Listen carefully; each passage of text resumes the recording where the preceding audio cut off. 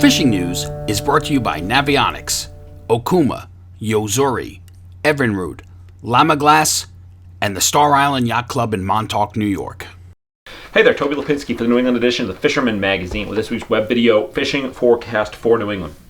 Well, as I mentioned last week, the findings are in the official announcement that the second tag from the Northeast Striped Bass Tag Study appears in the January issue of the Fisherman magazine. Now, if you recall, tag number one was, the track was announced back in the fall, and that fished, named Liberty, spent much of her time at large off the continental shelf out in the canyons.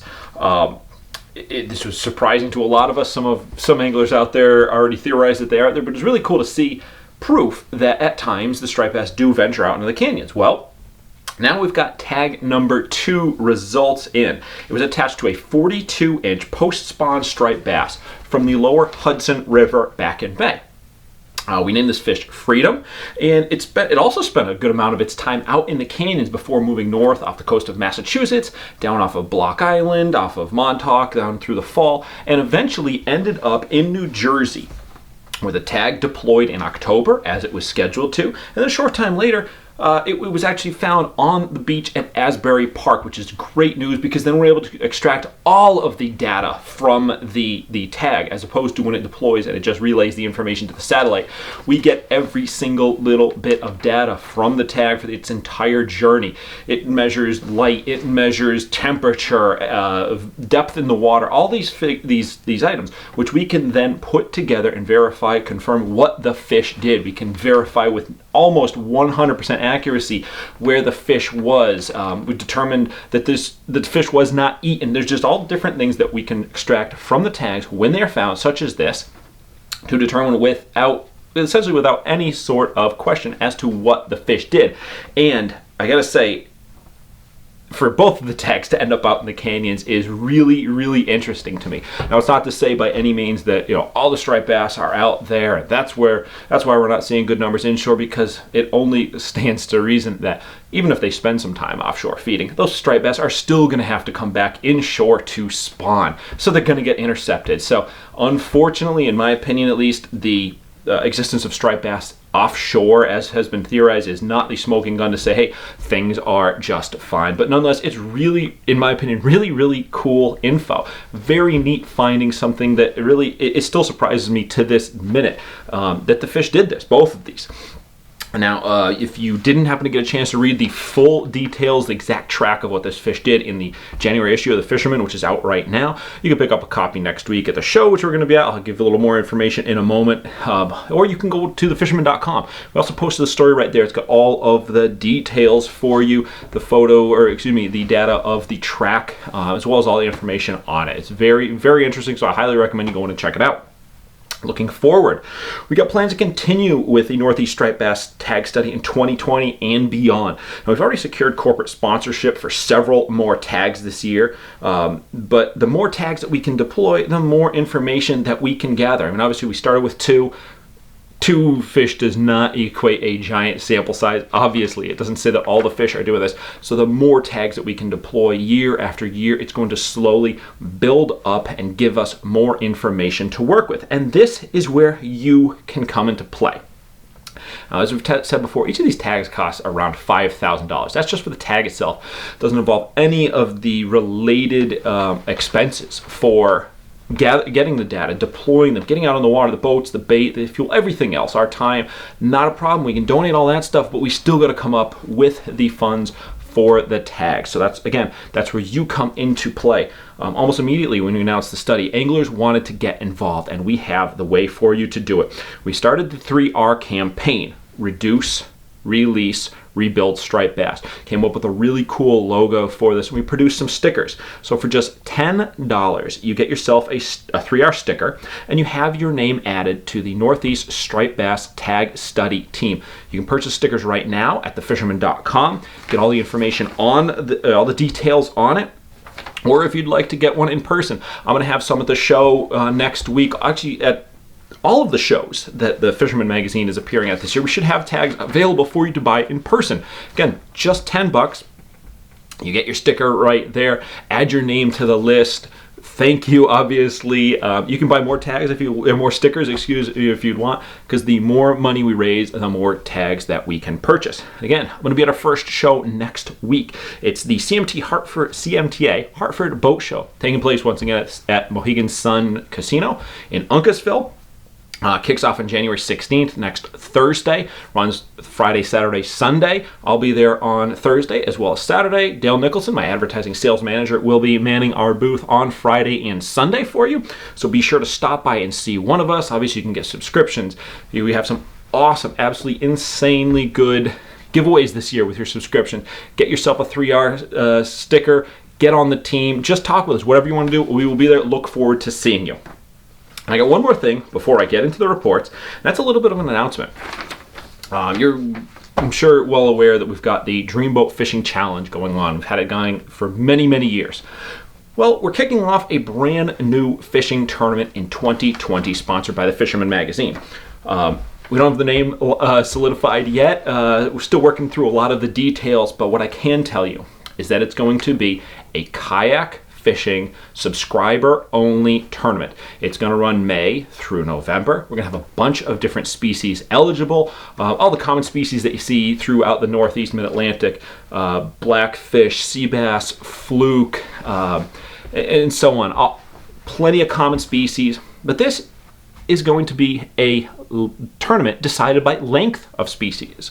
So you don't have to harvest the fish. If you want to, so be it. Good, not a problem. But if you just want to catch the fish, measure it, photograph, submit it, let the fish go, all the better. That's how this tournament is going to be decided in the end. We've already got an awesome grand prize, a brand new kayak from our friends over at Old Town. I'm actually going to be going down to Florida in a couple of weeks to see the official unveiling of this brand new kayak. Don't even have the details on it myself. It's still so secret, but I'll have it by then. And the full details of this tournament, we will have it all finalized, of course. An official announcement will be made in print in the March issue of the Fisherman magazine, followed up in April with the announcement of what that prize will be. So stay tuned for that. We'll have more details as they become available. It's going to be a great tournament. That's all I can say. I mean, I've been getting into kayak fishing the last couple of years myself. Was really happy to get this one kicked off. I know I've got a lot of kayak fishing friends out there, so I anticipate this being a very popular event.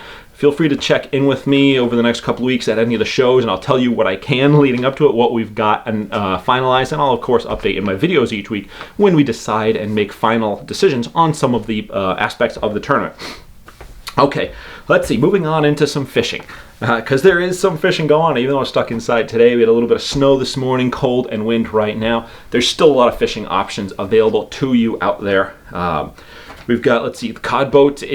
Overall, it's pretty much what we've had the last couple weeks, the cod boats. They're able to get out on occasion, but the weather has been tough, as always, this time of year. I mean, it's just the limiting factor.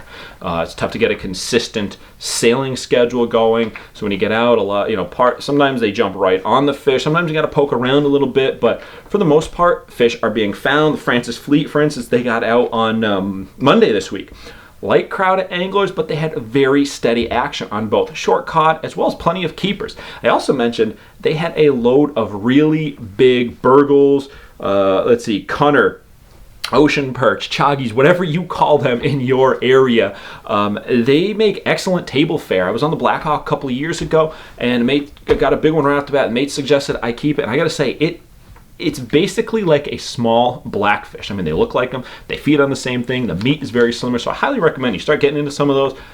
Try them. Give it a shot. You will not be disappointed.